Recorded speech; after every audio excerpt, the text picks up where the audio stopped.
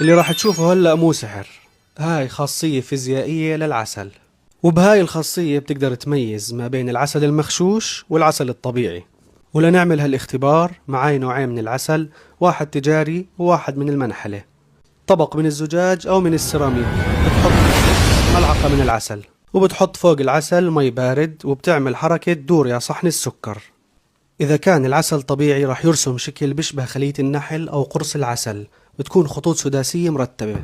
أما إذا كان مغشوش أو فيه سكر مضاف ما راح يطلع الشكل بوضوح وراح تتكون دوائر عشوائية. العسل المغشوش بالعادة بيكون مصنوع من سكر أبيض أو جلوكوز صناعي، أو نشا أو دبس مثل دبس السكر ودبس البطاطا، أو مي وسكر مغليين مع قليل من العسل الطبيعي لتغيير الرائحة، أو شراب الفركتوز الصناعي اللي بيشبه العسل في القوام لكن بلا فوائد غذائية. وزي ما انتم شايفين الشكل السداسي كأنه بيشبه خلية النحل أو قرص العسل، وهذا الشكل ما بيطلع إلا من عسل صافي أصلي.